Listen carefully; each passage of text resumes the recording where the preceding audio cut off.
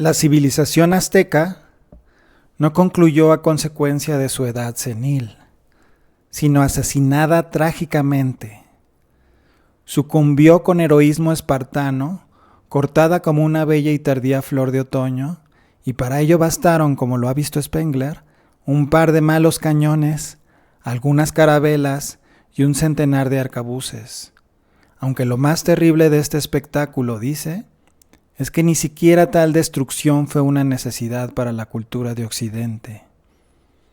Realizáronla privadamente unos cuantos aventureros sin que nadie en Alemania, Inglaterra y Francia sospechase lo que en América sucedía. Vino a ser 1519 el año decisivo en los anales de la cultura indígena, el año Céacatl, el año de Quetzalcóatl. Fue algo más que el retorno del dios blanco y barbado del oriente. Fue el inicio de la agonía del mundo indígena.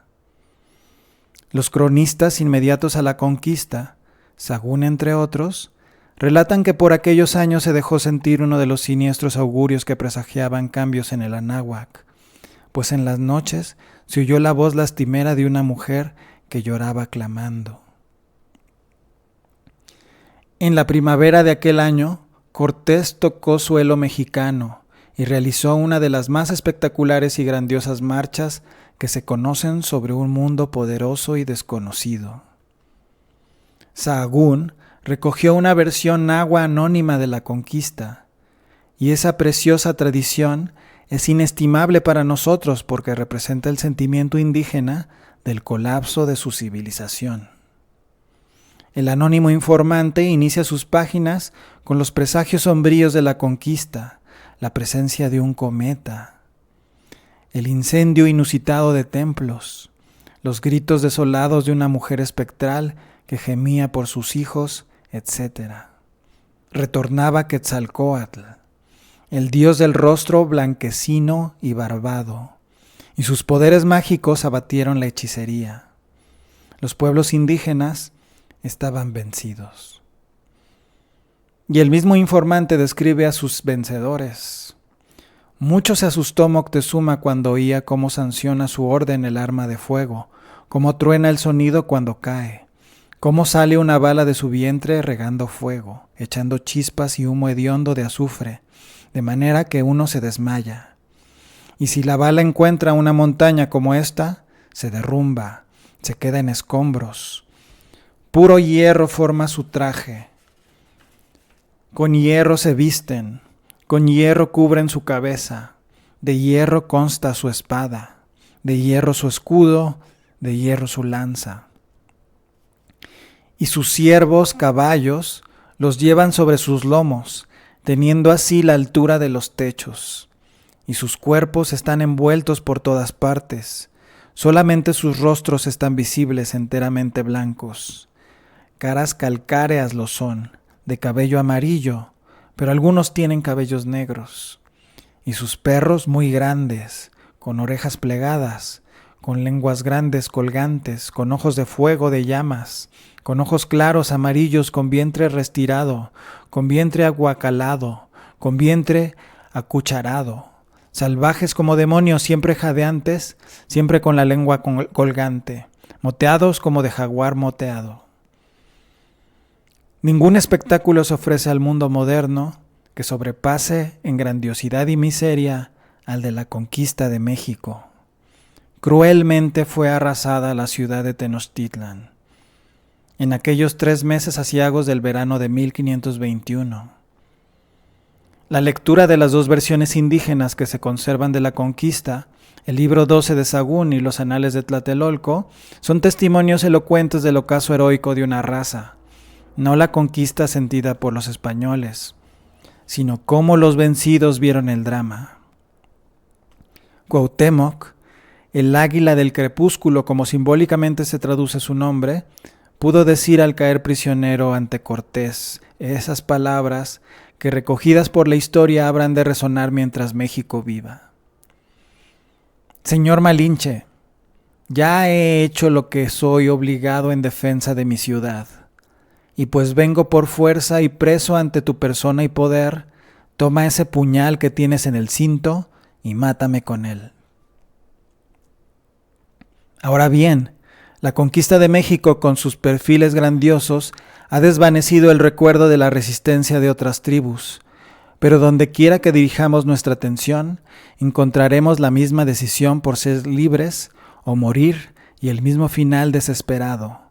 La caída de Yecapixtla concluyó con la voluntaria muerte de sus defensores que se arrojaron desde los cantiles del río hasta teñir con sangre sus aguas. La resistencia de los indígenas de Chiapas no concluyó hasta que, agotados los defensores, se arrojaron a las aguas del río Grijalva. Este fue, según Remesal, el fin de la raza chiapaneca. Y este dramático final lo sintieron y lo vivieron desde el Valle de México hasta las tierras altas y bajas de los mayas. Yucatán, Guatemala y otras tribus repitieron la trágica historia. La rebelión de Mixtón, Nochistlán y Juchipila en los confines de Jalisco señaron la última resistencia organizada indígena, pero fue en vano que los sacerdotes hechiceros ofrecieran juventud eterna si se daba muerte a los españoles, porque a pesar de lo amenazante del movimiento, este no tuvo repercusiones en el centro o en el oriente y lentamente fue aniquilado. Así concluyó aquella cultura. Sobrevivió desde luego la gran masa indígena, pero en los sucesivos episodios de la conquista se había aniquilado la cabeza. La imagen que nos produce la Nueva España en el siglo XVI con relación a los indígenas es la de un gigante cuyo cuerpo colosal se mueve acéfalo, ciegamente decapitado en el más cruel de los destinos. En efecto, la muerte de aquella cultura se inició con el cercenamiento de la cabeza, y al producirse ese dramático vacío, solo sobrevivió parte del pueblo. Pero con los sacerdotes murieron la poesía, las ciencias astronómicas, la belleza de la plástica y las ciencias del pasado.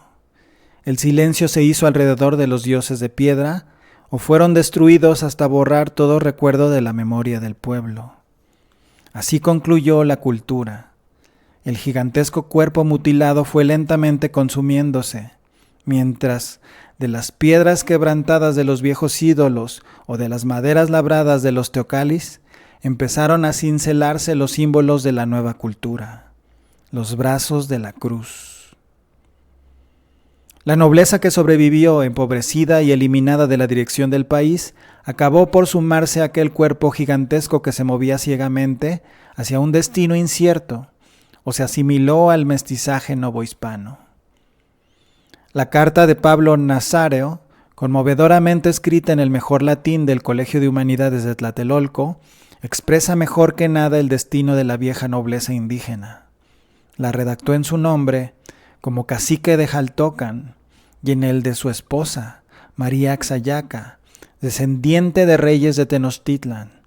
Pedía al rey Felipe no se le despojase más de las tierras, y éstas se entregasen en mercedes a los españoles. Que no se les cargase más gabelas y tributos, porque son pobrecillos agobiados por la necesidad. Que se les permita tener ganado como los españoles. Y concluye en estas palabras que parten el corazón: mísero de mí, ¿a dónde me volveré? ¿Me quedaré como gimiente paloma?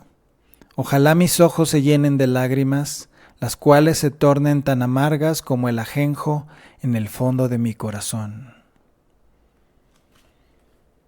No es necesario prodigar citas para comprobar el dramático fin de la nobleza. Recuérdense las palabras de Ixtlilxóchitl y las de otro historiador indígena, Cristóbal del Castillo, quien escribía hacia 1586. Soy un pobrecillo que no soy más que una persona que da angustia, que solo soy persona que da compasión. Tocante a mi miseria, donde hay bosques, prado, vivo buscando lo que a mí es necesario, que solo en medio de ellos voy a sacar mi trabajo, que quienes son cuerdos, sin duda ninguna, cierto los haré llorar, les daré compasión, cierto de mí tendrán piedad y por esto se moverán en su corazón, de modo que me consuelen. La situación del sacerdocio, por otra parte, fue todavía más dramática. Muy pocos sobrevivieron, pues ellos fueron los caudillos de la resistencia. Pero los que quedaron hubieron de continuar sus ritos a la sombra de la nueva religión. Como hechiceros perseguidos practicaron por algún tiempo sus ceremonias, siempre con la rabia y el temblor de la derrota. Valga una cita más, que es la expresión del resentimiento del hechicero vencido, del antiguo sacerdote maya. Aparece en el Chilam Balam de Chumayel y debió de redactarse poco tiempo después de la conquista. Solamente por el tiempo loco, dice, por los locos sacerdotes, fue que entró a nosotros el cristianismo. Porque los muy cristianos llegaron aquí con el verdadero Dios, pero ese fue el principio de la miseria nuestra, el principio del tributo, el principio de la limosna, la causa de que saliera la discordia oculta, el principio de las armas de fuego, el principio de los atropellos, el principio de los despojos de todo, el principio de la esclavitud por la deuda, el principio de las deudas pagadas a las espaldas, el principio de la continua reyerta, el principio del padecimiento.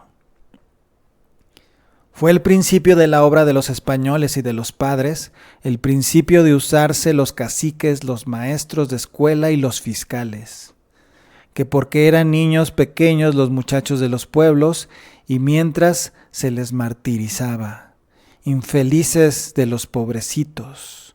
Los pobrecitos no protestaban contra el que a su sabor los esclavizaba, el anticristo sobre la tierra, tigre de los pueblos, gato montés de los pueblos, chupador del pobre indio.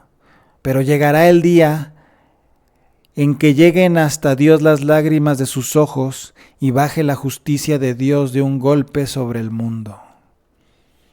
Pero esta cultura, cuyo símbolo del crepúsculo fue encarnado por Cuauhtémoc, aquella cultura, decimos, tenía derecho a vivir y sobrevivió con una fuerza incontrastable, injertando su sangre, matizando el lenguaje, penetrando en el arte, modelando el carácter, transformando el gusto alimenticio.